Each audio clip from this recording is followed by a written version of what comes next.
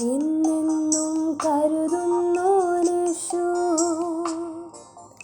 എന്നെന്നും കാക്കുന്നോനേശു, എന്നെന്നും കരുതുന്നോനേശു, എന്നെന്നും കാക്കുന്നോനേശു,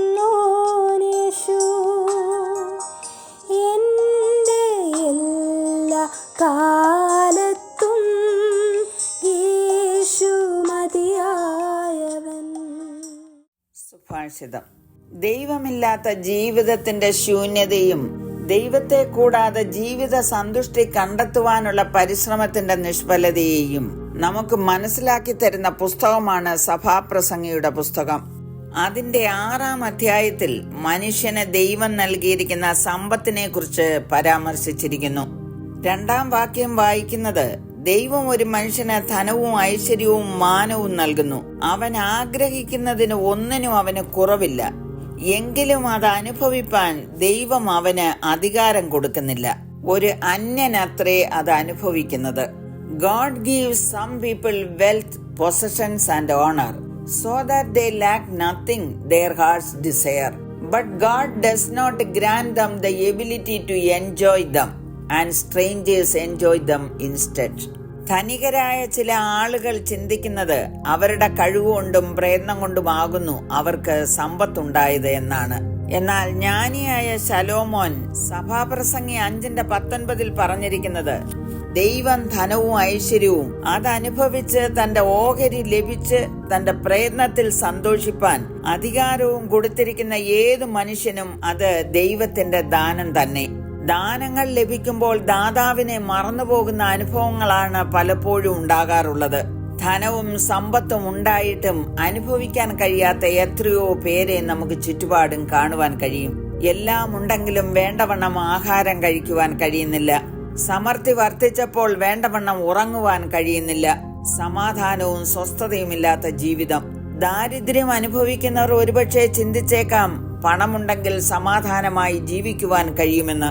സഭാപ്രസംഗി നാം വായിച്ച വാക്യത്തിൽ കൂടെ നമ്മെ പഠിപ്പിക്കുന്നത്, ദൈവത്തെ കൂടാതെയുള്ള സമ്പാദ്യം സംതൃപ്തി തരികയില്ല.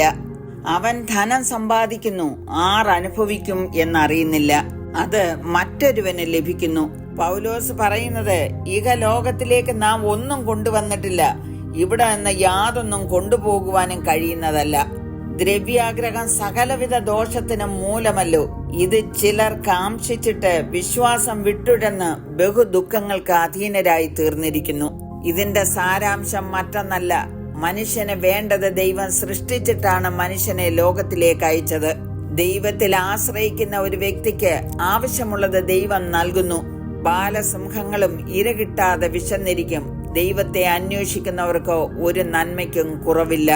ദൈവത്തോട് ബന്ധം പുലർത്തുകയോ ദൈവത്തോട് ചേർന്ന് ജീവിക്കുവാൻ സമയം കണ്ടെത്താതെ ധനികന്മാരാകുവാൻ ആഗ്രഹിക്കുന്നവർ പരീക്ഷയിലും കണിയിലും കുടുങ്ങുകയും മനുഷ്യർ സംഹാരനാശങ്ങളിൽ മുങ്ങിപ്പോകുവാൻ ഇടവരുന്ന മൗഢ്യവും ദോഷകരവുമായ പല മോഹങ്ങൾക്കും ഇരയായി തീരുമെന്നാണ് പൗലോസ് പറഞ്ഞിരിക്കുന്നത്. ധനികന്മാർക്ക് പൗലോസ് കൊടുക്കുന്ന ഉപദേശം കേട്ടാലും 1 തിമോത്തിയോസ് 6:17-19 വരെയുള്ള വാക്യങ്ങൾ, ഈ ലോകത്തിലെ ധനവാന്മാരോട് ഉന്നത ഭാവം കൂടാതെ ഇരിപ്പാനും നിശ്ചയമില്ലാത്ത ധനത്തിലല്ല, നമുക്ക് സകലവും ധാരാളമായി അനുഭവിപ്പാൻ തരുന്ന ദൈവത്തിൽ ആശ വെപ്പാനും നന്മ ചെയ്യുവാനും സൽപ്രവർത്തികളിൽ സമ്പന്നരായി ദാനശീലരും ഔദാര്യമുള്ളവരുമായി സാക്ഷാലുള്ള ജീവനെ പിടിച്ചുകൊള്ളേണ്ടതിന് വരും കാലത്തേക്ക് നല്ലൊരു അടിസ്ഥാനം നിക്ഷേപിച്ചു കൊള്ളുവാനും ആജ്ഞാപിക്ക. ഇങ്ങനെ ജീവിക്കുന്ന ധനവാന്മാർ ദൈവത്തോടൊപ്പം വസിക്കുന്നവരായിരിക്കും. എന്നെ കേൾക്കുന്ന എന്റെ പ്രിയപ്പെട്ടവരെ, ദൈവം നമുക്ക് തന്ന എല്ലാ നന്മകളിലും ദൈവത്തിന് നന്ദി പറഞ്ഞുകൊണ്ട് ജീവിക്കുവാൻ ദൈവം ഇടയാക്കട്ടെ എന്ന് പ്രാർത്ഥിക്കുന്നു.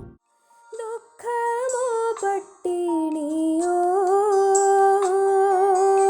ആപത്തോ ഈർച്ചവാളോ ഉഷസ്സോ സന്ധ്യയതോ